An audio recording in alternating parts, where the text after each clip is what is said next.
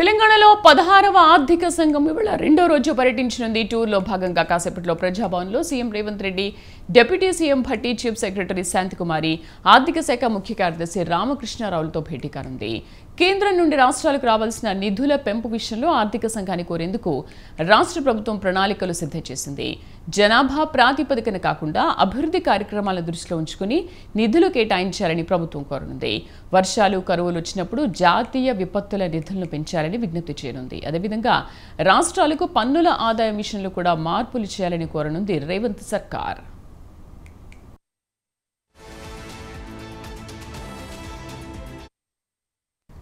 తెలంగాణ పర్యటనకు వచ్చిన 16వ ఆర్థిక సంఘం సభ్యుల బృందం నిన్న ప్రజాభవన్లో పంచాయతీరాజ్, మున్సిపల్, హెల్త్, విపత్తు నిర్వహణ అధికారులు, స్టేట్ ఫినాన్స్ కమిషన్, రాజకీయ పార్టీలు, స్థానిక సంస్థల ప్రతినిధులు, వ్యాపార వాణిజ్య సంస్థల ప్రతినిధులతో సమావేశమైంది. ఈ సందర్భంగా గ్రామ పంచాయతీలో రాష్ట్ర ప్రభుత్వం చేపట్టిన వివిధ అభివృద్ధి కార్యక్రమాలను ఇక్కడ అధికారులు వివరించారు.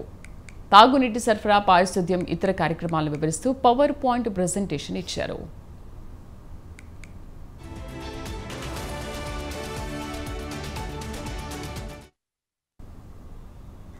రాష్ట్రాలకు కేంద్ర ప్రభుత్వం ఇచ్చే పన్ను వాటాను 50% పెంచాలని ఆర్థిక సంఘాన్ని రాష్ట్ర ఆర్థిక సంఘం, వివిధ రాజకీయ పార్టీలు కోరాయి.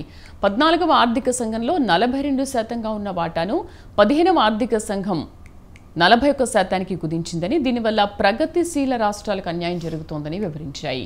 ఈ సందర్భంగా అత్యధిక తలసరి ఆదాయం ఉన్న తెలంగాణకు అన్యాయం జరుగుతుందని మాజీ మంత్రి హరీష్ రావు ఆరోపించారు. ఆర్థిక సంఘం సమతుల్యత పాటించాలని సూచించారు. వెనుకబడ్డ రాష్ట్రాలను ఆదుకోవాలని, బాగా పనిచేస్తున్న రాష్ట్రాలను ప్రోత్సహించాలని చెప్పినట్లు తెలిపారు హరీష్ రావు.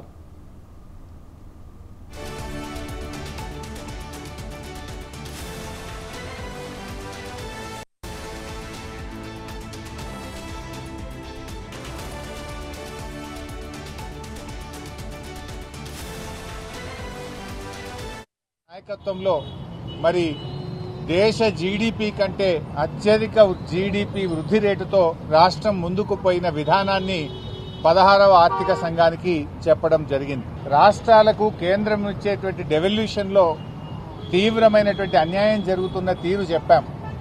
దేశంలో అధికారంలోకి వచ్చిన బీజేపీ ప్రభుత్వం డెవల్యూషన్ 41% పెంచామని చెప్పారే కానీ వాస్తవంగా రాష్ట్రాలకు 41% రావడం లేదు. రాష్ట్రాలకు కేవలం 31% మాత్రమే నిధులు వస్తా ఉన్నాయి. చెప్పింది 41%, వస్తున్నది మాత్రం 31%.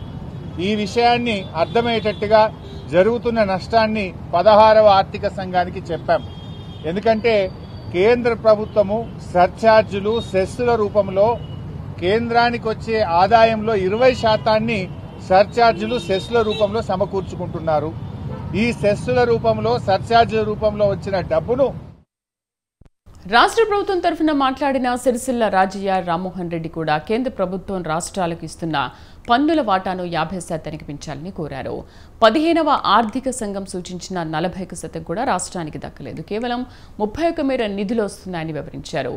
సెస్లు, సర్ఛార్జీల పేరుతో కేంద్ర ప్రభుత్వం మిగతా నిధులను లాగేసుకుంటోందని వారు ఆరోపించారు.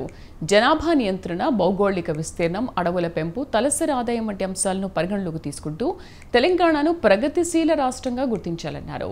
జనాభా పరంగా 12వ స్థానంలో ఉన్న తెలంగాణ నిధుల కేటాయింపులో మాత్రం 18వ స్థానంలో ఉందని, ఇది చాలా అన్యాయమన్నారు. రాష్ట్రంలో 12,769 గ్రామ పంచాయతీలు ఉన్నాయని, వీటిలో చాలా పంచాయతీలు నిధులు లేక ప్రజలకు కనీస సౌకర్యాలు కల్పించలేకపోతున్నట్లు తెలిపారు.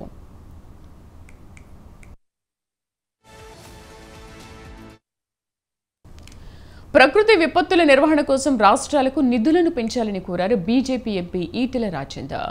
కేంద్ర పన్నులో వాటాను 40% నుంచి 50%కి పెంచాలని సిపిఎం కూడా డిమాండ్ చేసింది. రాష్ట్రాలకు వచ్చే వాటాలో జనాభా దామాషాలో తెలంగాణకు 2.10% నిధులను మాత్రమే కేటాయిస్తున్నారని, దీనిని 3.5%కి పెంచాలని కోరారు. కేంద్ర ప్రభుత్వం వసూలు చేస్తున్న ఎడ్యుకేషన్ సెస్, రోడ్ సెస్ వంటి సెస్సులన్నింటినీ రద్దు చేయాలని డిమాండ్ చేశారు. ఈ విజ్ఞప్తులపై స్పందించారు ఆర్థిక సంఘం చైర్మన్ అరవింద్ పనగారియా. రాష్ట్రంలోని రాజకీయ పార్టీలు ఒకే రకమైన డిమాండ్ చేయడం మంచి సంప్రదాయమని కితాబిచ్చారు. తెలంగాణ డిమాండ్లను కేంద్రంతో చర్చిస్తానని ఆయన హామీ ఇచ్చారు.